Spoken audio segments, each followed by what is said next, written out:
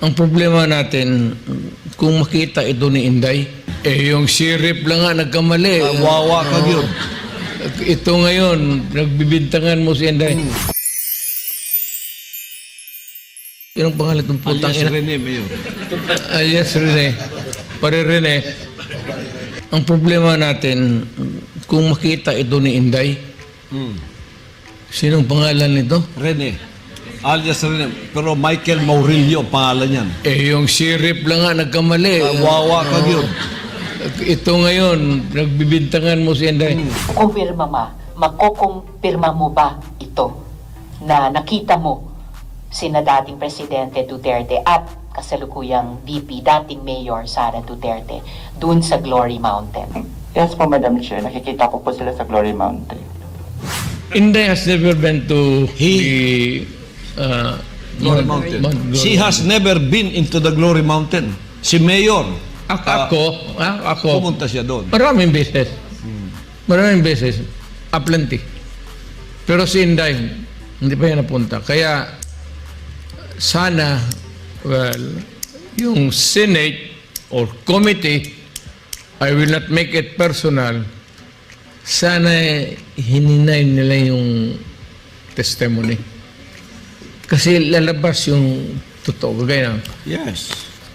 even lahat yung sinabi ni itong si kumpare ko, yun ang pangalan itong putang Alias ina. Rene, Mayor.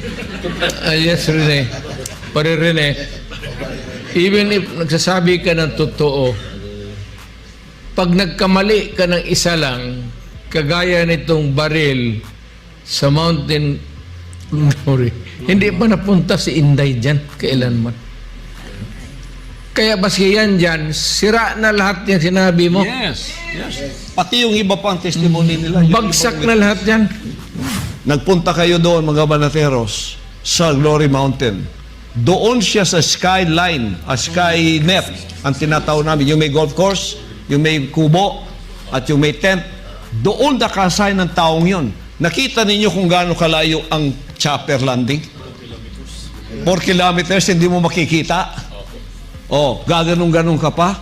Tapos nakita daw niya, ako magbigay, yung staff ko, kahit Bible ko lang, ayaw lang pabitbit sa akin eh. Baril pa, ang isang bag. Masasabi mo ba kung ilang metro ang layo o ang lapit ng mansyon kung saan ka landscaper dun sa tent? Like from here, then dun sa may pinto po. Okay. So, ganyang ilang metro Okay, lamang ganyan po kalapit, Madam Chair. mula sa upuan mo hanggang sa pintong iyan ng ating hearing room.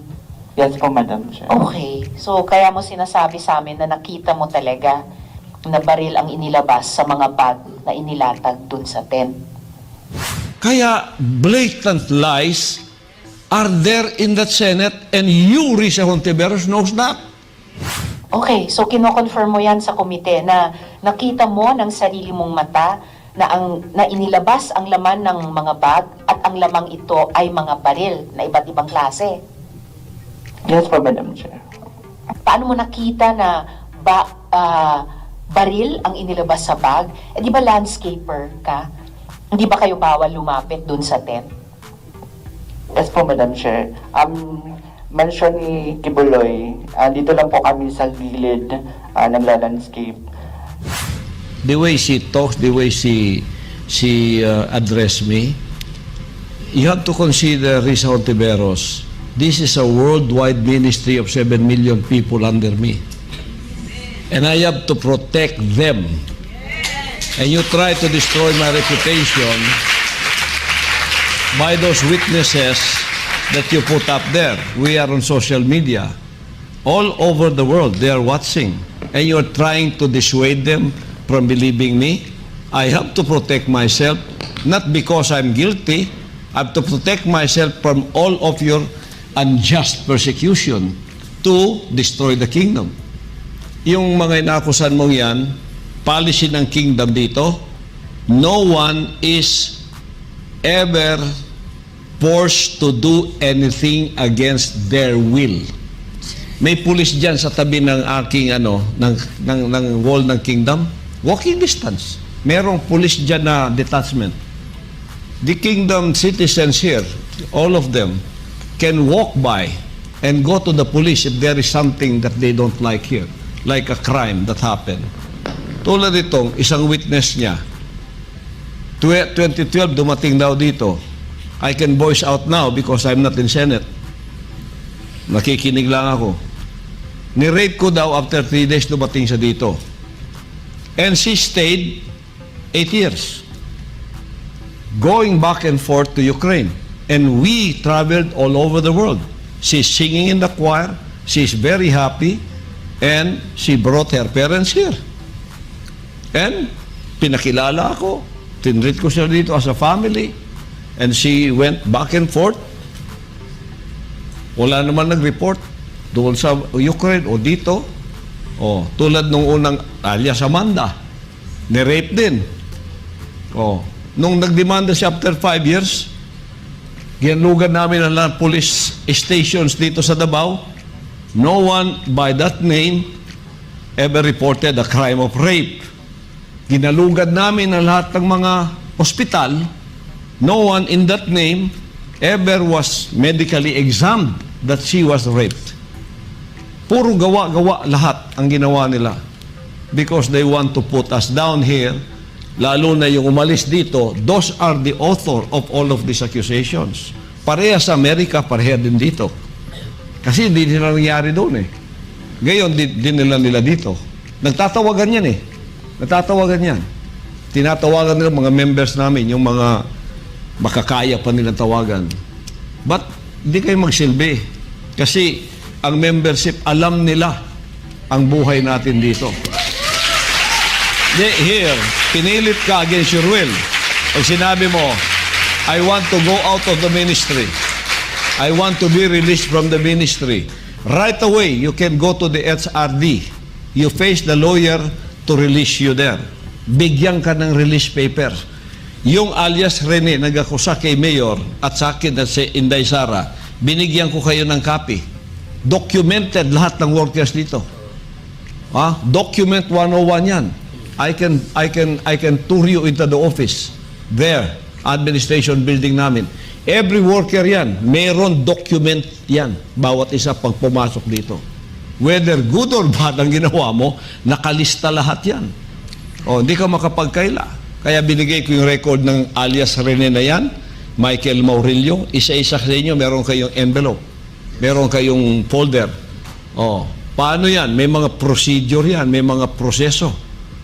Umalis siya dito, nirelease siya, pumirma siya, lahat pinirmahan niya before he can be released. 2021, na-release na siya. Dumating si Mayor doon sa Glory Mountain 2023. Hindi kasama si Sara. Never was Sara in the Glory Mountain. Hindi pa nakapunta Sara doon. Hindi pa nakapunta si Sara sa Glory Mountain.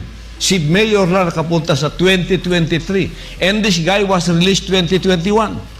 Nagpunta kayo doon, mga banateros, sa Glory Mountain. Doon siya sa skyline, skynet, ang tinatawag namin. Yung may golf course, yung may kubo, at yung may tent. Doon nakasign ng taong yon. Nakita ninyo kung gaano kalayo ang chopper landing? 4 kilometers, hindi mo makikita. Gaganong-ganong ka pa. Tapos nakita daw niya, ako magbigay, yung staff ko, kahit Bible ko lang, ayaw lang pabitbit sa akin eh. Baril pa ang isang bag. Kaya blatant lies are there in that Senate and you, Risa Hontiveros, knows that. And you are perpetrating a lie. How can I respect you? Alam mo, lie yan. Nagtatawanan pa nga kayo doon sa likod ng kwarto ninyong yan bago kayo dumating doon sa harap eh. Meron nakakita sa inyo. Nagtatawanan, nag-high five pa kayo. Nagtatawanan kayo doon. Alam niyo kasi lungalingan yung ginagawa nyo. But you try to be like parang formal ka doon sa harap, parang sino ka. How can I respect a woman like you even if you are a senator? And besides, you also have many cases to face. Marami pang akusasyon din sa iyo. Pagkatapos gaganituhin mo kami, ano kami, mga tanga? Ang taong bayan, tinatanga ninyo. Alam ng lahat kasi nungalingan nyo, lalo na kingdom ang ginamit ninyong former workers. Ilan ang kingdom workers dito nakatira? There are 1,000 workers here. Living here. Na alam nila lahat yun. We have more than 10,000 working force as full-time workers. Alam nila lahat yan. May siya kaming buong pamilya. Alam nila kung sinungaling ko, hindi. Tapos, tinakpan ang mga mukha nyo. Tapos, pinagkakailapan ninyo na binayaran ninyo. You cannot fool the Filipino people. By doing that, akala mo maging vice president ka dahil yun ang ambisyon mo at our expense, you will never make it. You will never make. This has destroyed you. It did not destroy me or the kingdom. It strengthened us more.